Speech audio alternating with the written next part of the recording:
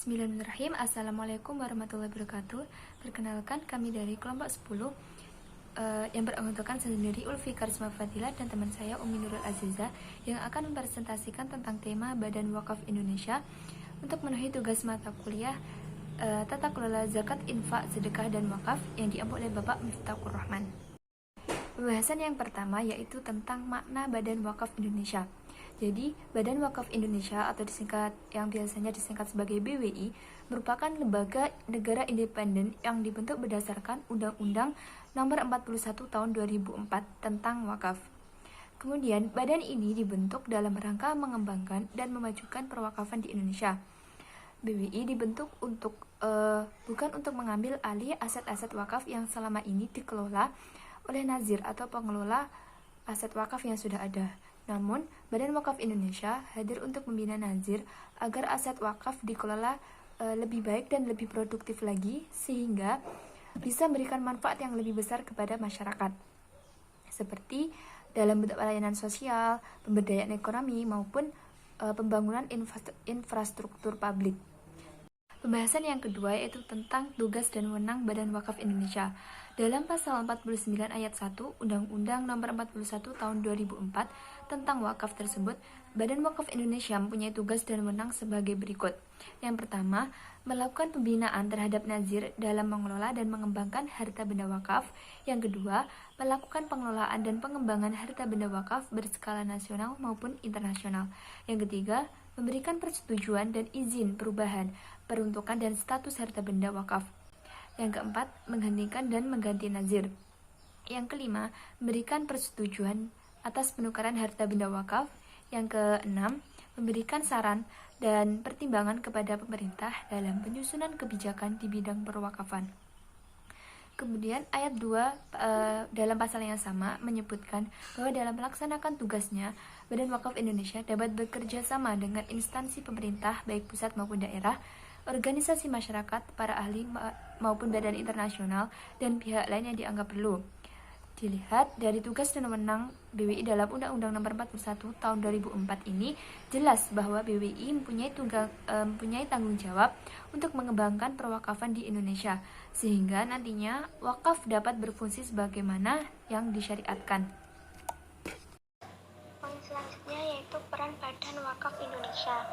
Peran Badan Wakaf Indonesia selaku lembaga independen yang lahir berdasarkan amanat Undang-Undang Nomor 41 Tahun 2004 tentang Wakaf, sebagaimana dijelaskan dalam pasal 47, peran Badan Wakaf Indonesia adalah memiliki tanggung jawab besar dalam memajukan dan mengembangkan perwakafan di Indonesia.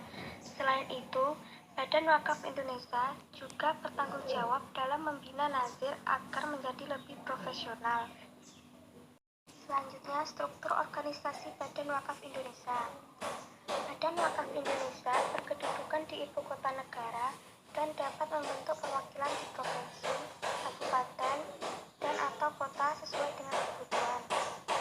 Anggota Badan Wakaf Indonesia diangkat dan diberhentikan oleh Presiden. Masa jabatannya selama 3 tahun dan dapat diangkat kembali untuk 1 kali jabatan.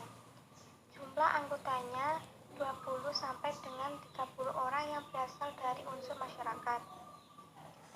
Anggota periode pertama diusulkan oleh Menteri Agama kepada Presiden. Periode berikutnya diusulkan oleh panitia seleksi yang dibentuk Badan Wakaf Indonesia. Adapun anggota perwakilan Badan Wakaf Indonesia diangkat dan diberhentikan oleh BWI. Badan Wakaf Indonesia terdiri atas yang pertama Badan Pelaksana, kedua Dewan Pertimbangan. Badan Pelaksana merupakan unsur pelaksana tugas, sedangkan Badan Pertimbangan merupakan unsur pengawas pelaksanaan tugas BWI. Badan Pelaksana dan Dewan Pertimbangan masing-masing dipimpin oleh 1 orang ketua dan 2 orang wakil ketua yang dipilih oleh para anggota. Kemudian perwakilan Badan Wakaf Indonesia. BWI membentuk perwakilan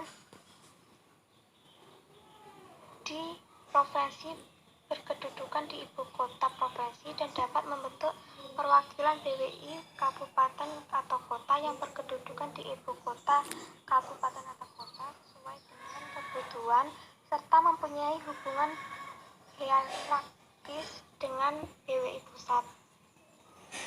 Kedudukan, tugas dan wewenang perwakilan BWI provinsi adalah diantaranya yang pertama melaksanakan kebijakan dan tugas-tugas BWI di tingkat provinsi. Kedua, melakukan koordinasi dengan Kanwil Kemeng dan instansi terkait dalam rangka pelaksanaan tugas BWI provinsi. Ketiga, melakukan pembinaan terhadap nazir dalam mengelola dan mengembangkan harta benda wakaf.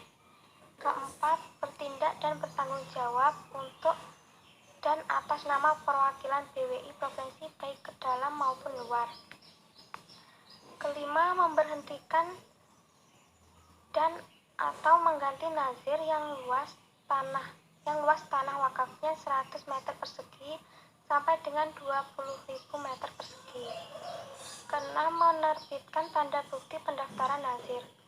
Ketujuh, melaksanakan survei dan membentuk laporan atas usul perubahan peruntukan harta benda wakaf yang luasnya paling sedikit 1.000 meter persegi.